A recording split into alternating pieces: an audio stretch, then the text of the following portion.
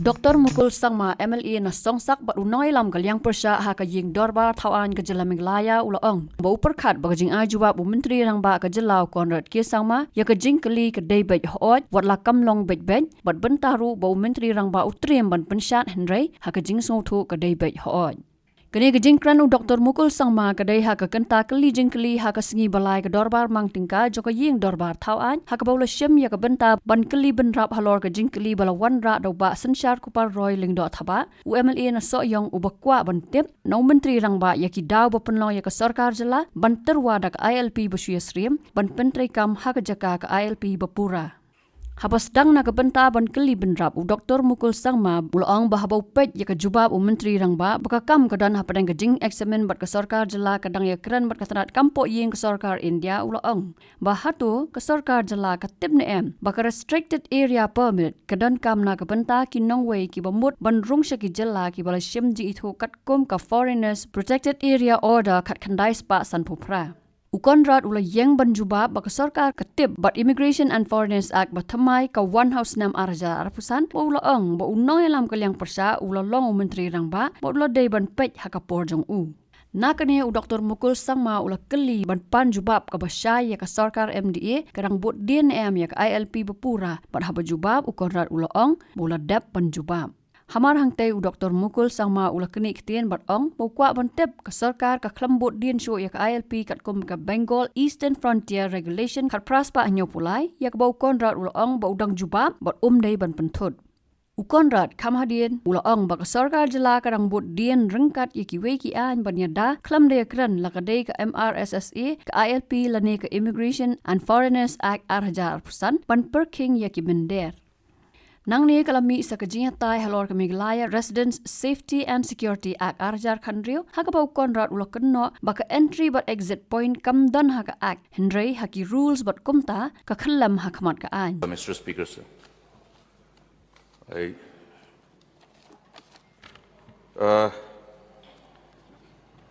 we're all lawmakers, and as I look at the reply of the Honorable Chief Minister pertaining to this start question number 25. The reply is, sir, the matter is under examination of the state government and being taken up with Ministry of Home Affairs, Government of India. So it's an exercise. It is not new, Mr. Speaker, sir, that restricted area permit, which was required to be availed by the foreigners who travel to Northeast.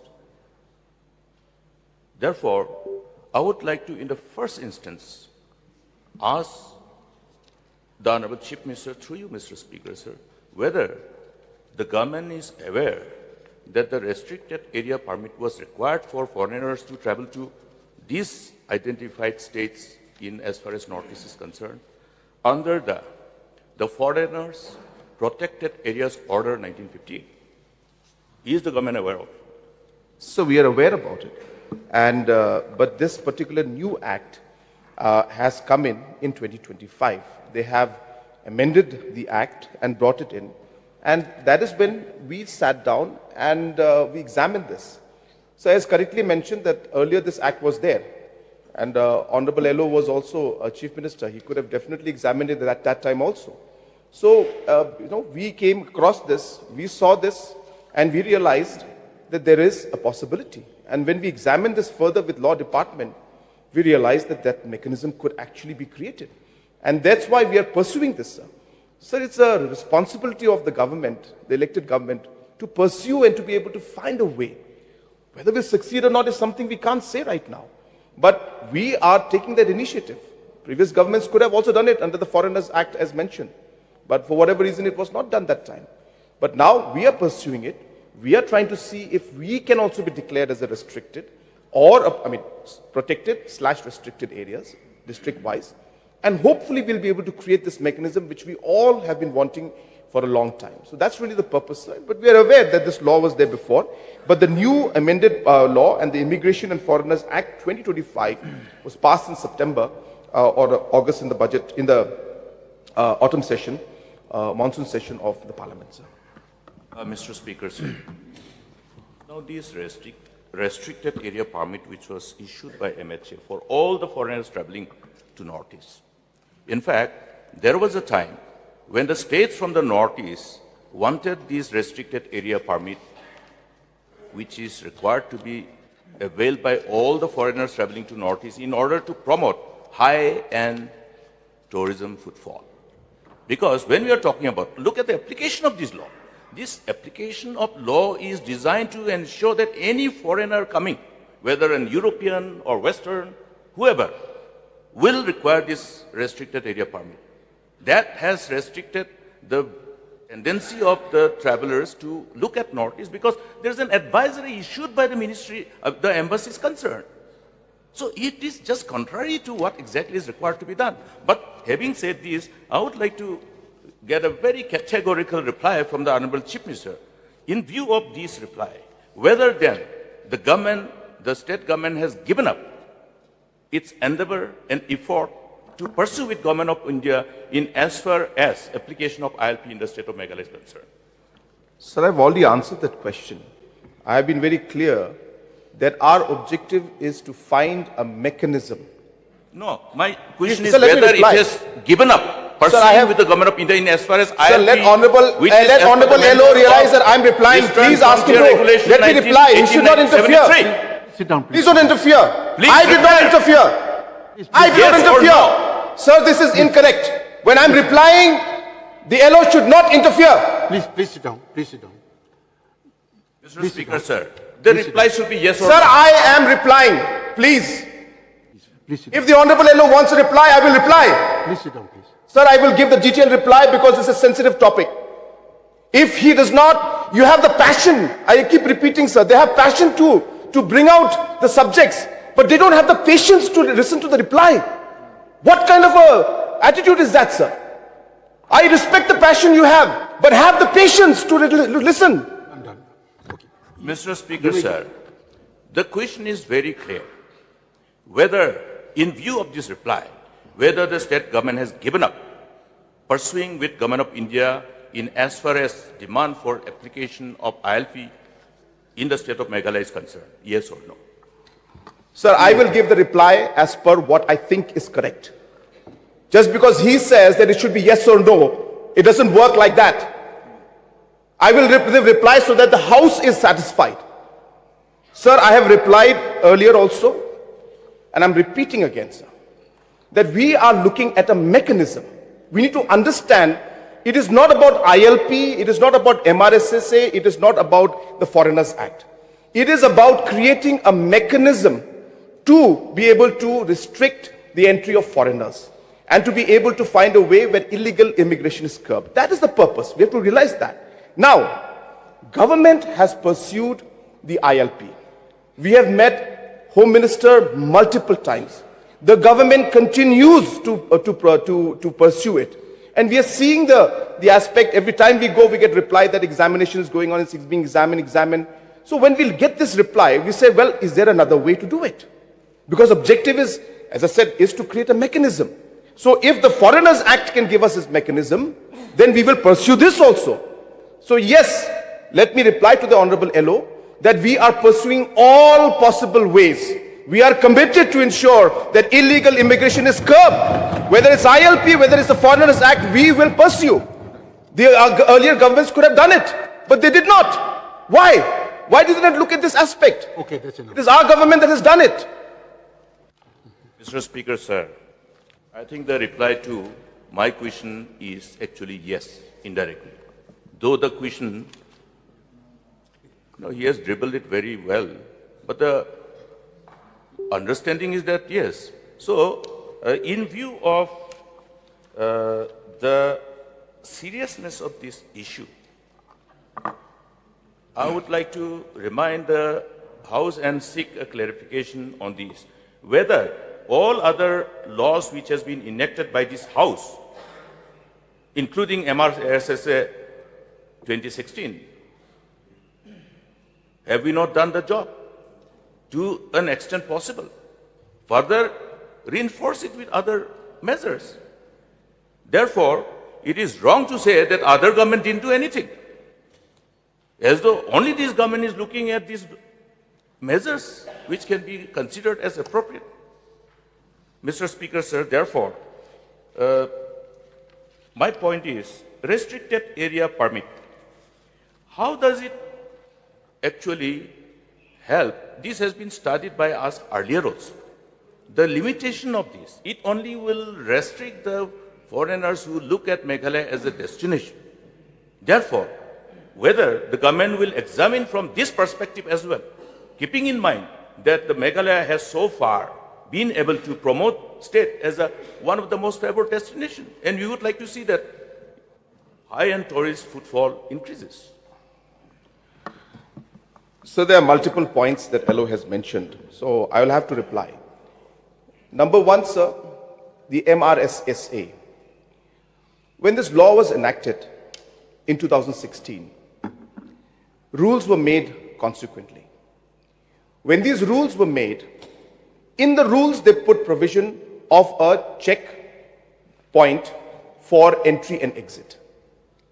Now, sir, as lawmakers, we know that you cannot have something in the rules which is not mandated in the law.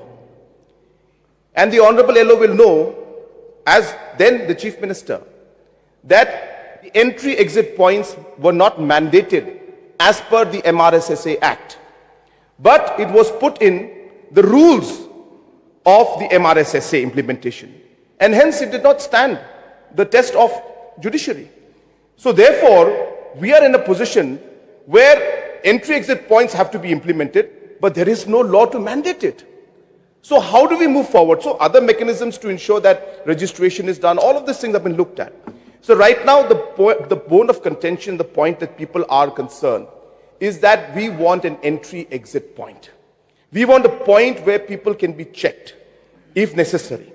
That is really what the purpose is. And hence, this particular act gives us that option to at least look into the possibility of that happening.